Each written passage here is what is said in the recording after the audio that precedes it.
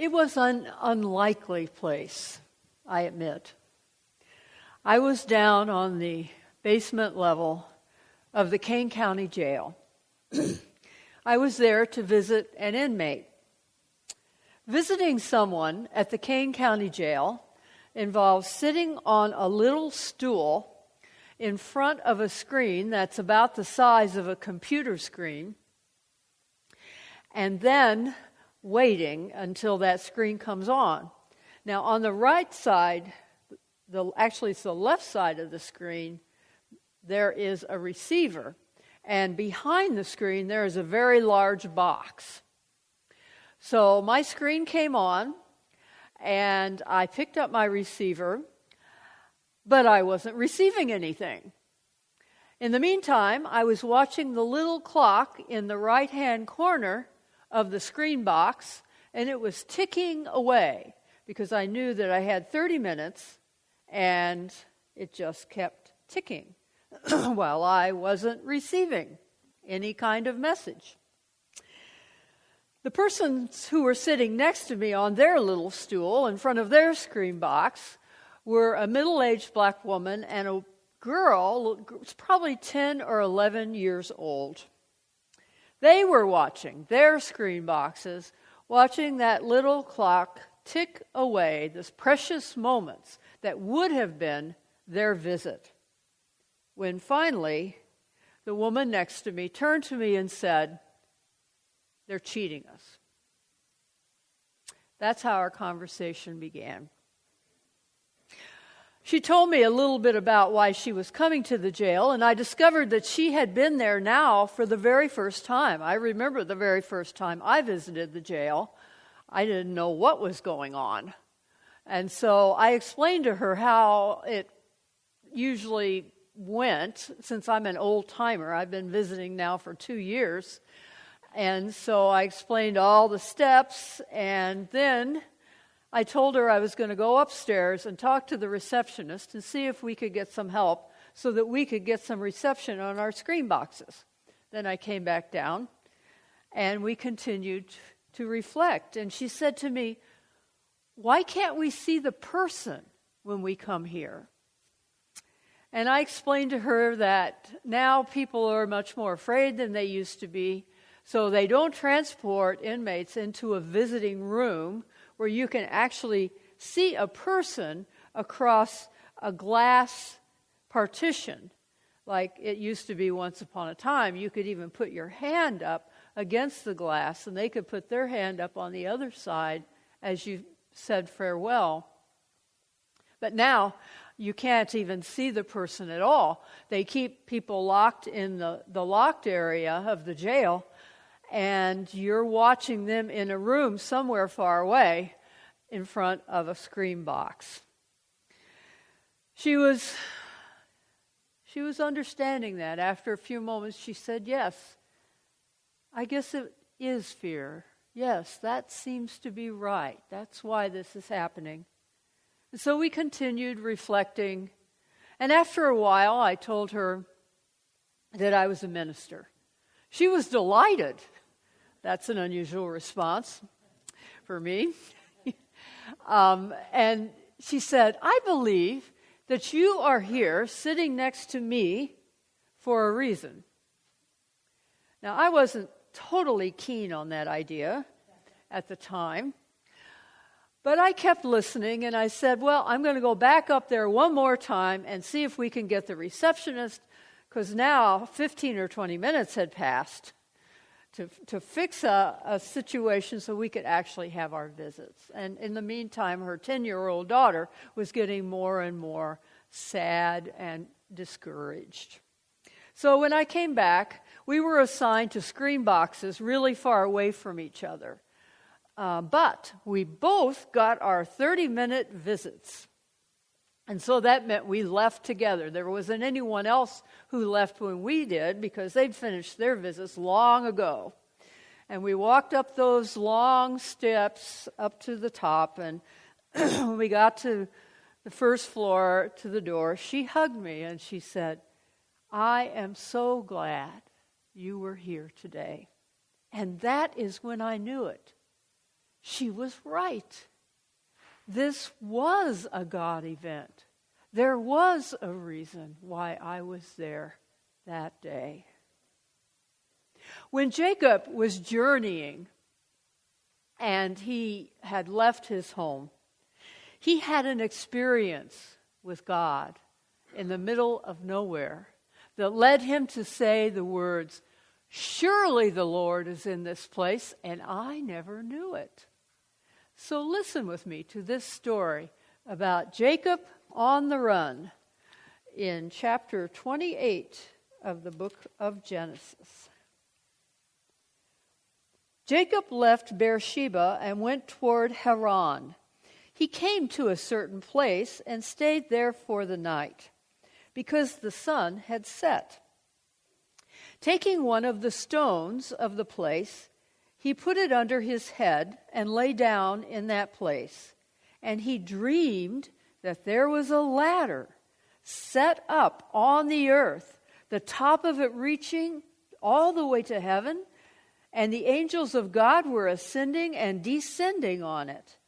And the Lord stood beside him and said, "I am the Lord, the God of Abraham your father, and the God of Isaac.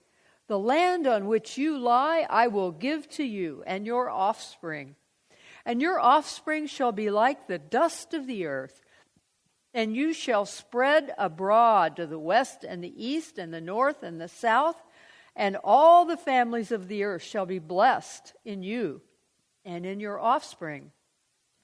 Know that I am with you and will keep you wherever you go, and will bring you back to this land, for I will not leave you until I have done what I have promised you." Then Jacob woke from his sleep and said, "Surely the Lord is in this place, and I did not know it. How awesome is this place!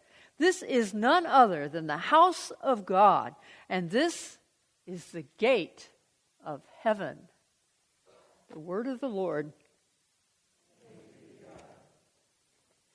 In a book titled "Conjectures of a Guilty Bystander," Thomas Merton describes his connection with the rest of the human race using these words: "In the middle of the being of every person that God has created is a place of nothingness. It is a place where only God can be. It cannot be assailed by sin or covered by illusion. It is a place where there is a divine spark. Like a diamond, like a precious diamond, it shows forth all of the invisible light of God." Jacob was on his way to who knows where when this story happened. He had actually stolen his brother's birthright, which is never a good thing to do. And his mother could see that his brother Esau was coming home any time. And so she told him, "You must get out of here. You must run away because your brother will catch up with you."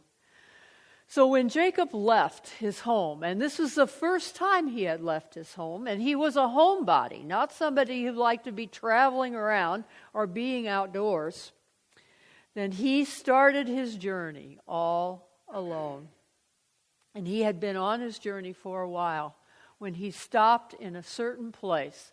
It was actually a place he didn't know what it was. It was in the middle of nowhere. Before his dream, I believe that Jacob thought that he was only on this earth to survive. To survive. And that he did not have any further purpose than that. And I also believe that he thought he was alone. Completely alone. So when he went to sleep, he had a dream. A dream that convinced him that he was neither here to just survive or to be alone. He saw in his dream a gate of heaven opening up, and on a ladder or a ramp, he saw angels going up and down that ramp, that gate. He saw transportation between heaven and earth. He noticed that God was connected to the earth. But that's not the best part. He saw God standing right next to him, and God spoke to him and said, I am the Lord, your God. I was the God of Abraham and of Isaac, your father, and I will give to you this land upon which you lie, and your descendants shall be more than the dust. And I will be with you to keep you wherever you go. Wow. There in the middle of nowhere, God. That's probably why Jacob burst out with that saying that is so familiar to us. Surely the Lord is in this place. And I did not know it. This is none other than the house of God and the gate of heaven. What a discovery. An amazing discovery. When I was at the jail that day, I was not expecting an encounter from God. Far from it. I actually was running late. And as that little clock in the right-hand side of the screen kept ticking away, I could see that I was going to be running even later because my visit had not begun, and I had a 5:30 meeting back here at the church, and I needed to drive back all the way from St. Charles to here to get to that meeting on time. So that is what was going through my mind that day when I began to have a conversation with my friends who were sitting next to me. I had already looked at my watch several times. They probably noticed that I was very impatient. But it seems neither one of us were going anywhere because she hadn't had her visit and I hadn't either. That is the last place I think I would have ever imagined an encounter with God. And you know, I was so very wrong about that. And she was so very right. You know, if she hadn't said to me, you are here with me for a reason that day, I probably would have missed the God encounter completely. I wouldn't have even known that the words that I was saying to her and the help that I was offering was a gate of heaven to her. That's the way it always is, you know. We may think we're alone. We are not. We may think that we're here to survive. We are not. We are not any more alone than I was that day when I was sitting in front of my screen box. We are not alone. In fact, God is pursuing us all the time. That Jesus was sent to us. He was sent to us to pursue the lost and those who were in darkness. And he has never stopped pursuing. He was pursuing me there in the jail. He was pursuing my friends who were next to me in the jail. And they are the first ones who figured it out, that that's what was going on. And you know what? He's pursuing each one of you right now. Through your mind, through your heart. He's pursuing you now. He will be pursuing you when you leave this place. And he's going to be pursuing everyone that you encounter. Because that's what God does. God pursues us. We are not alone. We never have been alone. And we're not here just to survive. We have a job. We have a job. It turns out, even though I didn't know it, I was doing that job at the jail. When I was being so impatient and so wishing that I wasn't there, I was doing the job that I was there to do. And that job is to be a God bearer. You see, each one of us is a God bearer. Just like Merton said, We carry something deep in our hearts, a place that only belongs to God, a place that can open up the gate of heaven to the persons that we encounter and even to ourselves. And we are to carry that spark, that God, to this world that is so dark and so difficult for so many people. And others are carrying that God to us too. There is traffic between heaven and earth, and it is happening through us. We are God bearers. You know, Jacob would have never thought that he, of all people, would encounter God in the middle of nowhere. Jacob was a thief. He was on the run. He thought he was going to be killed. He didn't think that God was going to show up, and with gifts too. And yet that's exactly what happened. Sometimes we don't feel that God is showing up in our lives either. Maybe we feel guilty. Maybe we're running away from something. Maybe we're just tired. But God is using us just as God used Jacob. We are God bearers. You know, my prayer for us and for this church is that we might taste the sweet nectar of that sweet, sweet Spirit that pours in when we open the gate of heaven for the people in God's world that need it the most. For we are not alone. God is pursuing us. And we are not here to just survive.